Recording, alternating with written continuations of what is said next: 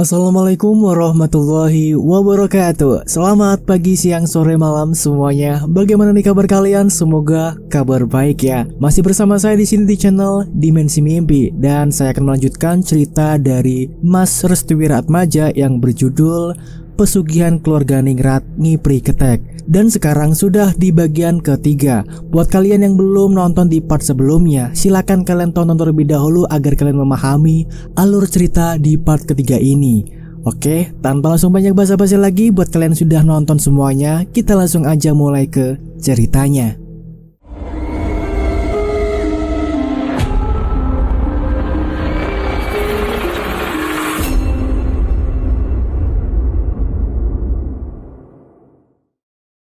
Bagian ketiga, ritual pembuka. Lewat kejadian di malam hari tadi, Bapak semakin ingin mengetahui terkait apa-apa yang masih dirahasiakan oleh Mas Pangarep.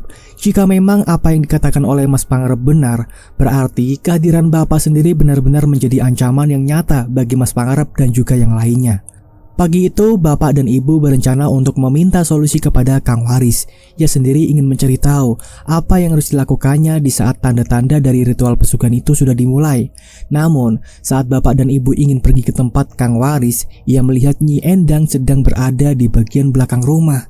Ternyata, Nyi Endang sedang dimandikan oleh Mbak Ayu dan juga Mas Sugeng. Anehnya, Nyi Endang dimandikan layaknya seorang wanita yang ingin dilamar oleh seorang pria. Nyi Endang mengenakan kain sampai bagian dada untuk menutupi bagian sensitifnya.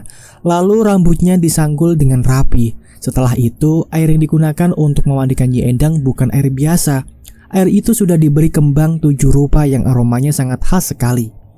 Ibuku yang mengetahui itu langsung menegur Mbak Ayu dan juga Mas Sugeng. "Mas, Mbak, ibu ini lagi diapain ya?" tanya ibuku. "Ibu sedang diruat," jawab Mbak Ayu. "Diruat? Perasaan ibu baik-baik aja, Mbak." Bapakku mulai berpikir aneh lagi. Kemarin rambut dari ibu berwarna hitam, kenapa sekarang kembali berwarna putih? Apa memang ada yang salah dengan penglihatannya saat itu? "Mbak Ayu, Mas Sugeng, kemarin rambut ibu berwarna hitam, kok kenapa sekarang memutih kembali ya?" tanya bapak. Ibuku yang mendengar hal itu langsung terkejut bukan main. Pasalnya, rambut yang dilihat oleh ibuku berwarna putih. Mengapa hanya bapakku saja yang melihat kalau rambut ibu berwarna hitam legam? "Pak, bukannya kemarin rambut ibu berwarna putih, kok bapak lihatnya warna hitam?" Mas Sugeng dan Mbak Ayu hanya terdiam. Mereka berdua saling menatap satu sama lain. Sepertinya bapakku mengetahui hal yang tidak diketahui oleh ibuku. "Aku melihatnya berwarna hitam, Bu. Tapi entah kenapa kok jadi warna putih lagi. Mungkin penglihatanku agak bermasalah kemarin hari," jelas bapak. Mbak Ayu pun menghentikan proses perawatan itu secara sementara. Dia pun langsung mengajak ibu dan bapakku untuk menuju ke ruangan depan. Sedangkan Mas Sugeng, ia tetap melanjutkan memandikan Nyi Endang dengan menggunakan air kembang 7 rupa. "Bisakah kalian ikut aku ke depan?" pinta Mbak Ayu. "Ada apa, Mbak?" tanya ibu. "Sugeng, lanjutkan prosesnya ya. Aku mau ngobrol sama Esa dan Mas Arto dulu," jelas Mbak Ayu. "Siap, Mbak." Mbak Ayu pun langsung mengajak bapak dan ibuku untuk mengobrol di ruangan depan. Sepertinya ada sesuatu pembahasan yang ingin dibahas oleh Mbak Ayu terkait apa yang baru saja dilihat oleh bapakku. Sesampainya di ruangan depan, Mbak Ayu langsung mempersilahkan bapak dan ibuku untuk duduk juga sembari mengobrol hangat. "Kamu tahu kan, Isa? Keluarga kita menghormati adat leluhur terdahulu. Ibu yang sudah berumur pastinya harus segera diruat sebelum kematian menjemputnya. Karena itulah aku dan Sugeng melakukan perawatan kepada ibu agar ibu bersih dari segala macam angkara yang menyelimuti tubuhnya." Penjelasan Mbak Ayu ini sedikit masuk akal. Namun terkait dengan waktu dan ketepatan Nyi Endang yang harus segera diruat, itu tandanya Mbak Ayu dan Mas Sugeng telah mengetahui kapan waktunya Nyi Endang akan meninggal dunia. Dan teruntuk kejadian kemarin saat di mana rambut ibu berwarna hitam, itu adalah salah satu pertanda bahwa dirinya akan menuju kepada Sang Pencipta. Karena itulah kami harus segera merawat ibu sebelum ibu dipanggil menuju surga, senyum Mbak Ayu. Bapak masih belum yakin terkait penjelasan yang sekarang. Jika alasan rambut adalah sebagai pertanda dari kematian, bukankah rambut yang berwarna putih yang lebih mendominan untuk menuju kepada kematian? "Mbak, aku ingin bertanya akan sesuatu," tanya bapakku kepada Mbak Ayu. Mbak Ayu hanya tersenyum. Sepertinya dia telah mengerti apa yang akan ditanyakan oleh bapakku terkait hal kejanggalan aneh yang terjadi kemarin hari. Mengapa Mbak Neneng kerasukan sosok siluman monyet? Apakah keluarga ini ada hubungannya dengan hal tersebut? Tanya bapakku. Mbak Ayu terdiam sejenak. Dia seperti memikirkan sesuatu untuk mencari jawaban terkait apa yang ditanyakan oleh bapakku. Tatapan Mbak Ayu kini beralih kepada perut ibuku yang sedang hamil anak pertamanya. Dia tersenyum sambil memainkan kedua tangannya. Anakmu akan tahu jawaban ini. Hah? Maksud Mbak? Aku tidak bisa berkata banyak terkait rahasia keluarga yang memang sudah dikultuskan secara turun-temurun. Lebih tepatnya, ini adalah rahasia yang memang tidak akan pernah diketahui dalam waktu dekat. Mbak Ayu pun bangkit dari duduknya. Dia kemudian menatap ke arah depan rumah yang memang sudah tahu tujuan bapak dan ibuku akan pergi. Jadi, kapan kalian mau pergi menemui dukun itu lagi? Bapak dan ibuku langsung terkejut mendengar pertanyaan dari Mbak Ayu. Padahal, keduanya itu belum membocorkan rencana kepergiannya. Loh, kok Mbak tahu? Tanya ibuku. Cepatlah pergi. Aku menunggu solusi terbarunya. Mbak Ayu pun perlahan meninggalkan bapak dan ibuku. Namun baru beberapa langkah, dia membalikkan wajahnya ke arah ibu dan bapakku. Jika dia mencoba mengganggu keluarga dan semua rencanaku, maka kalian semua juga akan terkena imbasnya. Bahkan sampai 15 tahun terakhir, ucap Mbak Ayu. Bapak dan ibuku tiba-tiba merasakan sensasi hawa merinding yang begitu kuat. Entah itu ancaman atau memang peringatan, namun yang semua keluarga ketahui, perkataan Mbak Ayu dikenal dengan sangat tajam, namun memang akan menjadi kenyataan. Dalam keluarga ibuku, Mbak Ayu dikenal sangat diwaspadai. Dia merupakan orang yang memiliki sebuah kelebihan yang tidak dimiliki semua orang. Karena itulah, selain Mbak Ayu menjadi kepala keluarga saat ini, dia juga mampu membuat semua anggota keluarga lainnya tertunduk hanya dengan satu perintah. Perihal seperti ini dikenal dengan nama Sabdo Dadi. Dalam kelahiran weton yang digambarkan oleh Mbak Ayu, dia termasuk orang-orang yang memiliki ilat pahit atau lidah pahit. Mbak Ayu sendiri lahir di Sabtu Legi dan termasuk orang-orang yang selalu dijaga ucapannya, kecuali hanya saat-saat tertentu saja.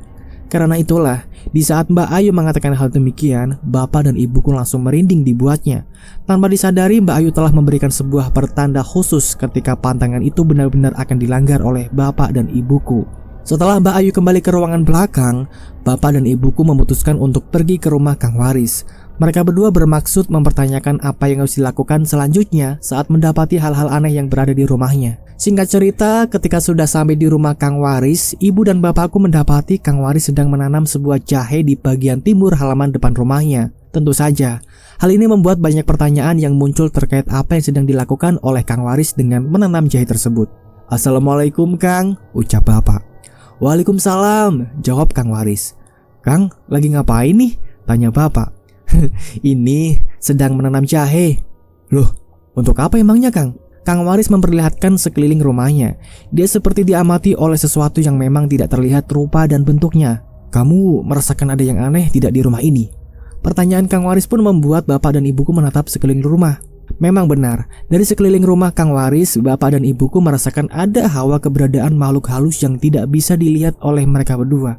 Iya Kang, seperti ada yang memperhatikan kita ya, jawab bapak dengan singkat. Benar, mereka datang ke rumahku, jelas Kang Waris. Hah? Siapakah yang datang? Tanya ibu.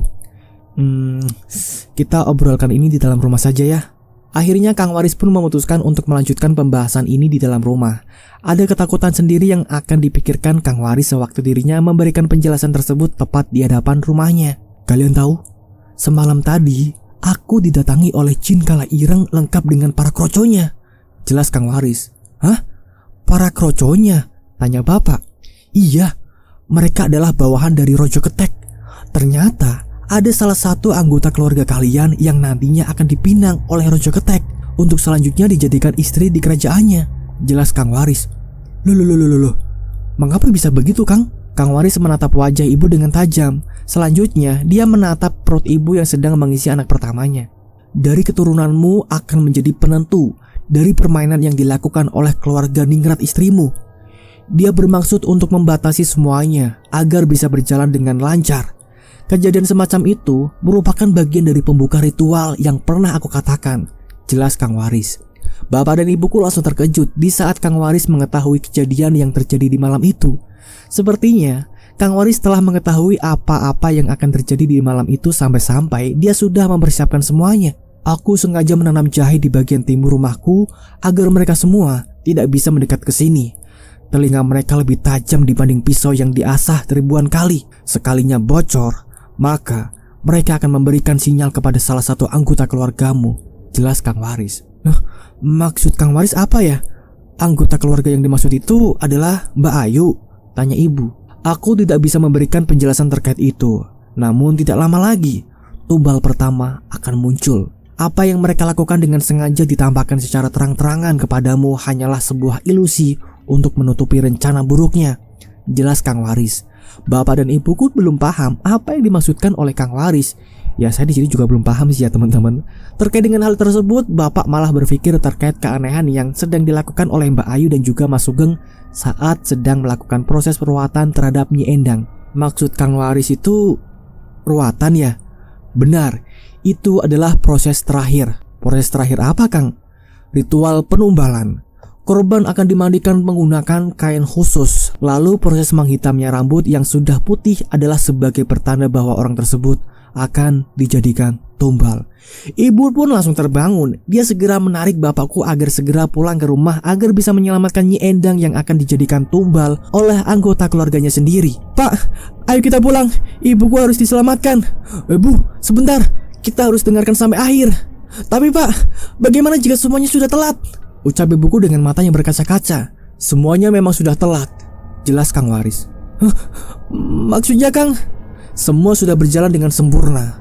Malam ini adalah Selasa Kliwon, malam di mana para korban pesugihan akan disuguhkan kepada tuannya. Jelas Kang Waris.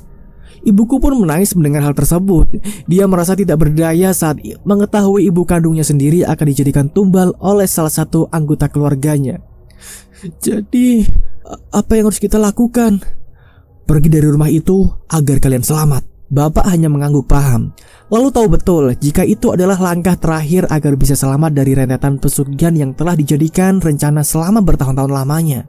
Sementara ibuku, dia masih menangis sambil memegangi perutnya. Aku beritahu ya, jika nanti ada suara gamelan di malam hari, jangan keluar kamar.